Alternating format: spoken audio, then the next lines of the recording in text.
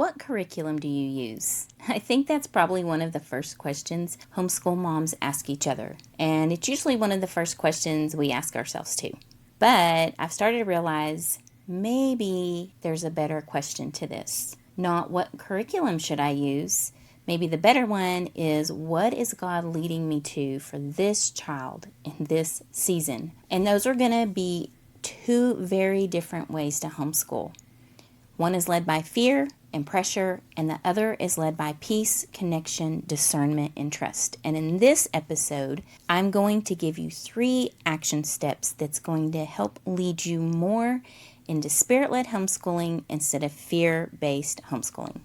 You are listening to the Spirit Led Homeschool Podcast. My name's Olivia Cagle. I've been homeschooling for over 20 years. I love helping moms to escape out of fear-based homeschooling. Okay, let's dive into this episode. Sorry, that's when I work with my one-on-one clients. I always say session.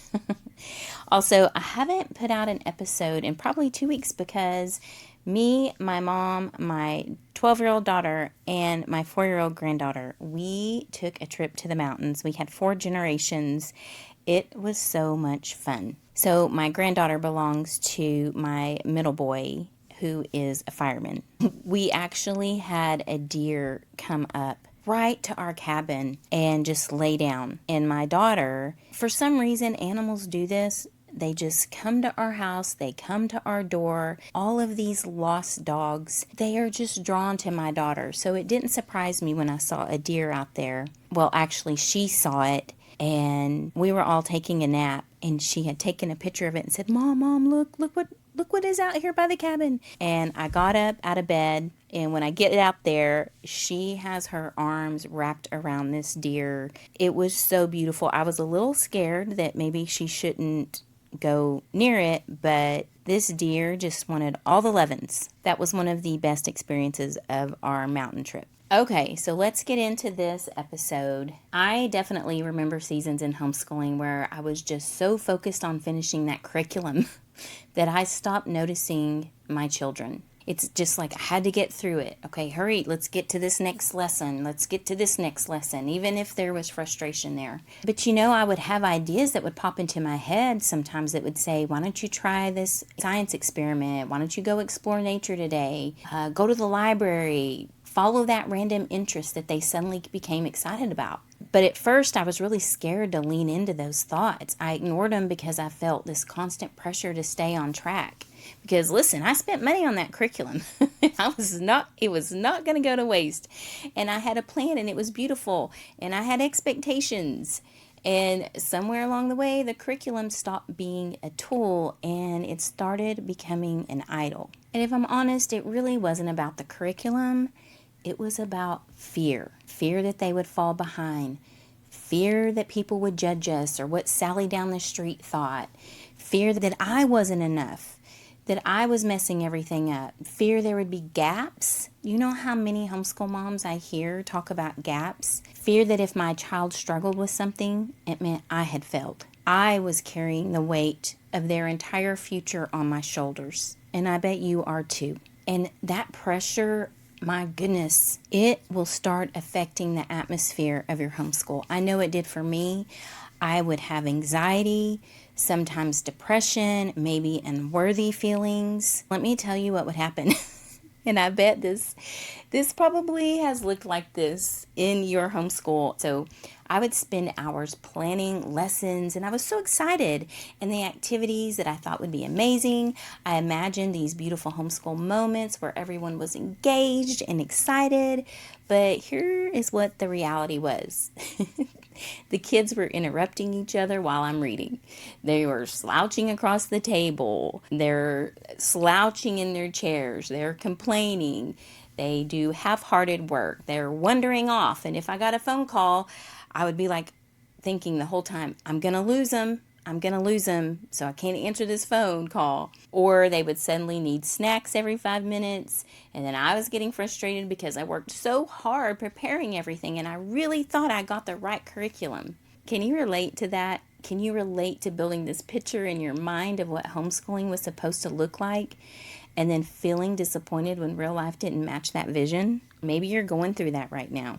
It took me a little while, but eventually I did realize that I had built my homeschool around fear and pressure instead of peace. I built it around performance instead of connection. That performance was because I was scared of what other people would think if my child seemed behind, whatever that means, right? I built it around control instead of trusting God. And I think a lot of homeschool moms are exhausted. And it's not because of homeschooling itself, right? But it's because fear is driving the homeschool. Okay, so let's talk about what Spirit-Led Homeschooling can look like. But I also want to tell you it doesn't mean you never use curriculum.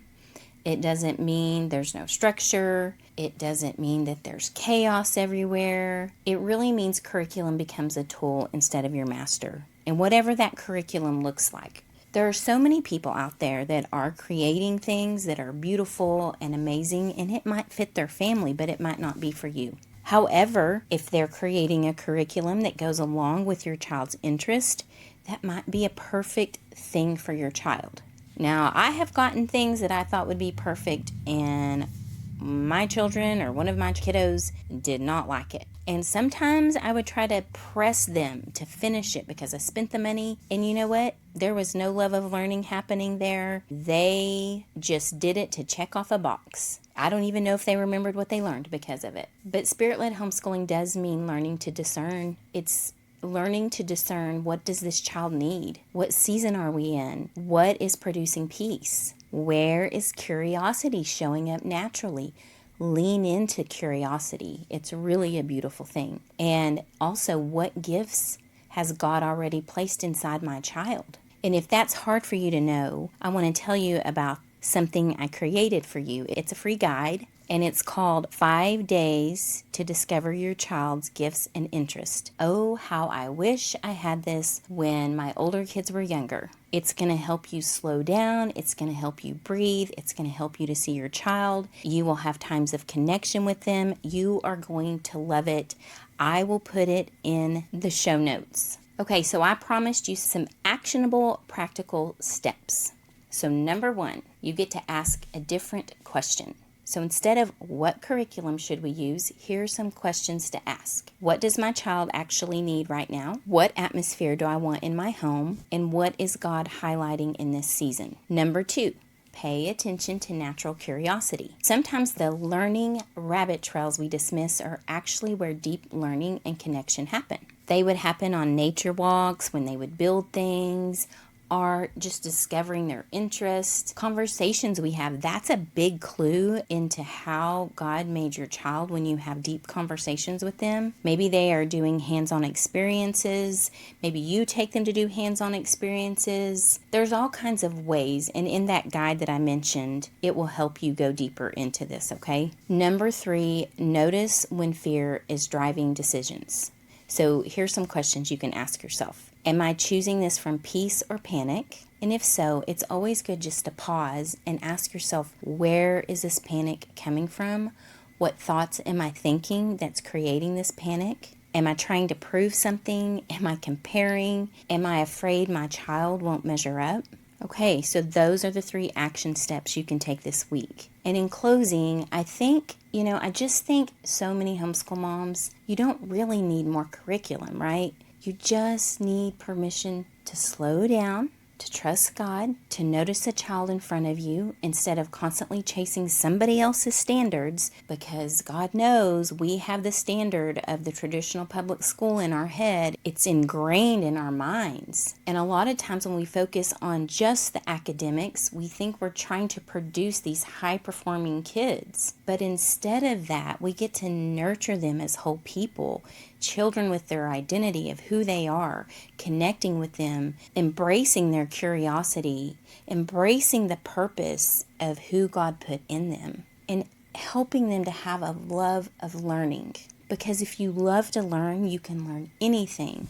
And I did tell you about the 5 days to discovering your child's gift and interest. I also want to tell you, I have another free guide for you if some of this hit home with you about the fear-based homeschooling. I have a guide that's 5 signs you're homeschooling from fear. It's going to help you slow down. It's going to help you breathe. Just do that with me real quick. Let's just relax our bodies. Let's breathe. And I want you to place your hand on your heart and take another deep breath.